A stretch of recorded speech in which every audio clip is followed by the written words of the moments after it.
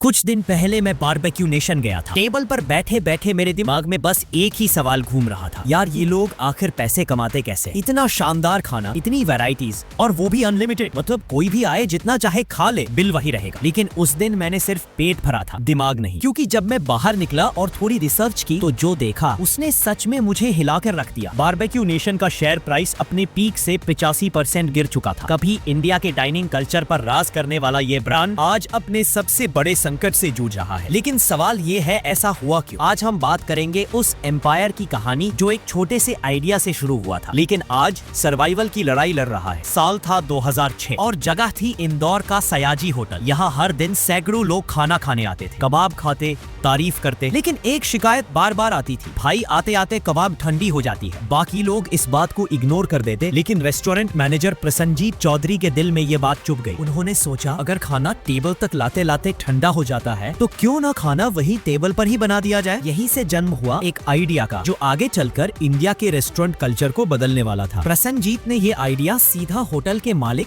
सजिद धनानी के सामने रखा। सर, अगर हम टेबल पर एक छोटा सा ग्रिल लगा दें जहां कस्टमर खुद अपना खाना ग्रिल करे, तो खाना भी गर्म रहेगा और इन्हें एक नया एक्सपीरियंस भी मिलेगा। सजिद धनानी को यह बात जम गई। उन्होंने एक कोने में छोटा सा लाइव ग्रिल सेटअप लगवाया, सिर्फ ट्रायल के लिए, और जो हुआ उसने सबको हैरान कर दिया। लोगों को यह एक्सपीरियंस इतना पसंद आया कि वो खाने के लिए नहीं, इस एक्सपीरियंस के लिए बार बार लौटने लगे। सजिद धनानी को अब समझ आ गया था, यह सिर्फ एक छोटा इनोवेशन नहीं बल्कि एक नया बिजनेस मॉडल बन सकता है। और फिर उन्होंने मुंबई के पाली हिल में पहला आउटलेट खोला। नाम रखा गया बारबेक्यू नेशन। ओपनिंग के पहले ही दिन वहाँ भीड़ उमड़ पड़ी, क्योंकि उस समय 450 रुपए में इतना शानदार एक्सपीरियंस और अनलिमिटेड खाना लोगों ने कभी सोचा भी नहीं था। बारबेक्यू नेशन को ये बात जल्दी समझ आ गई थी कि इंडियन कस्टमर सिर्फ खाने से नहीं, एक्सपीरियंस से जुड़ता है। टेबल पर रखी कोयले की ग्रिल, उस पर स्टिक में लगे रंग बिरंगे कबाब्स और उन्हें अपने हिसाब से ग्रिल करने की आजादी, ये एक सेलिब्रेशन बन चुका था, फूड का, फन का और सबसे जरूरी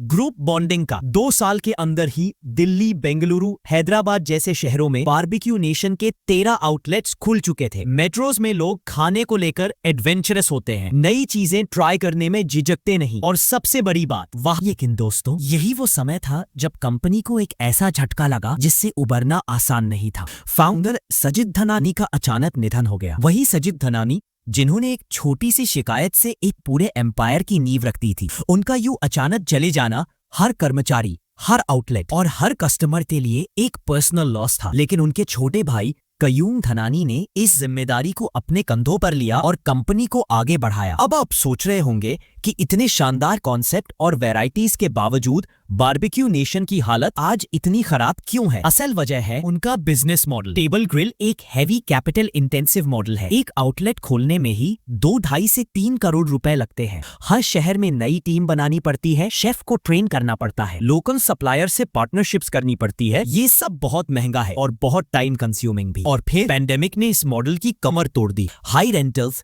हाई फिक्स्ड कॉस्ट्स, लेकिन रेवेन्यू बंद। टेबल ग्रिल जो उनकी सबसे बड़ी स्ट्रेंथ थी, लॉकडाउन में उनकी सबसे बड़ी वीकनेस बन गई। लेकिन यहाँ एक और सवाल आता है, इतना सब कुछ अनलिमिटेड देने के बाद भी बारबेक्यू नेशन प्रॉफिट कैसे कमाता है? तो इसका सीधा जवाब है menu engineering and customer psychology. जब आपके सामने 20 से 25 ऑप्शंस रखे होते हैं तो आप हर चीज को टेस्ट करना चाहोगे, लेकिन पूरी प्लेट खत्म नहीं कर पाओगे। वो जानते हैं कौन से आइटम्स फिलर है, सलाद, चाट, नान, जो पेट जल्दी भर देते हैं, जबकि प्रॉन्स, मटन जैसे महंगे आइटम्स को स्मार्टली लिमिट कर दिया जाता है। इस साइंटिफिक प्लानिंग की वजह से कॉस्ट कंट्रोल होता है। लेकिन पैंडेमिक और बढ़ती कंपटीशन ने उनके मार्जिन्स को पूरी तरह दबा दिया। बारबेक्यू नेशन ने इंडिया को पहली बार टेबल पर खाना बनाने का एक्सपीरियंस दिया था। उन्होंने हमारे डाइनिंग कल्चर को बदला, खाने से इमोशन जोड़ा, लेकिन आज वो सर्वाइवल मोड में है। लेकिन पेट तो एक ही होता है। बारबेक्यू नेशन ने इसी साइकोलॉजी को पकड़ लिया और अपने बफे को ऐसा डिजाइन किया कि लोग स्टार्टर से ही भर जाए। ग्रिल्ड पाइनएप्पल, पनीर टिक्का,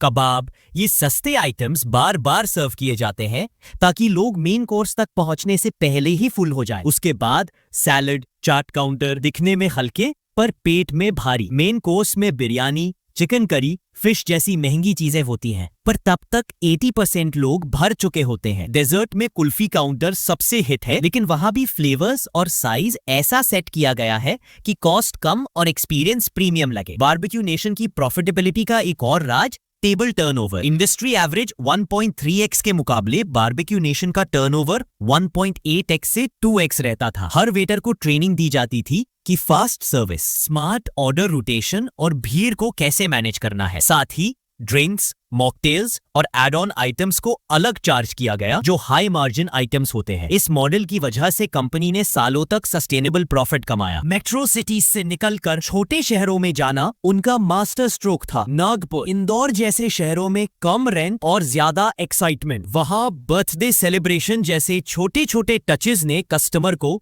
इतना खुश किया कि फ्री में सोशल मीडिया मार्केटिंग मिलने लगी। 150 आउटलेट्स के बाद अगला कदम था आईपीओ। 2021 में 500 रुपए पर लॉन्च किया गया आईपीओ 6 गुना ओवर सब्सक्राइब हो गया और शेयर प्राइस 1450 तक पहुंच गया। लेकिन फिर शुरुआत हुई गिरावट की। कोविड ने सबसे बड़ा झटका दिया। डाइन इन बंद, लाइव ग्रिलिंग एक्सपीरियंस खत्म। बारबेक्यू इन अ बॉक्स जैसे आइडिया लॉन्च किए गए, लेकिन रेवेन्यू नहीं निकला। फिर आया ओवर एक्सपेंशन का झटका। कंपनी ने 300 आउटलेट्स का टारगेट रखा, लेकिन ग्राउंड रियलिटी अलग थी। कई जगह रेंट ज्यादा, कई जगह फुटफॉल कम। इंटरनेशनल मार्केट में भी 700 करोड़ का कर्ज चढ़ गया। इन्फ्लेशन ने फूड कॉस्ट और रेंट को और बढ़ा दिया, लेकिन प्राइस बढ़ाने की लिमिट नहीं थी, क्योंकि ऑडियंस मिडिल क्लास थी। फिर QSRs जैसे wow momo, Faasos, burger king में गेम बदल दिया। लोग अब फटाफट खाना चाहते थे, एक्सपीरियंस नहीं। बफे मॉडल की वेस्टेज प्रॉब्लम भी सामने आ गई। 12 से 15% फूड डेली बर्बाद। इन्हीं वजहों से बारबेक्यू नेशन का शेयर प्राइस आज 270 के आसपास है, अपने हाई से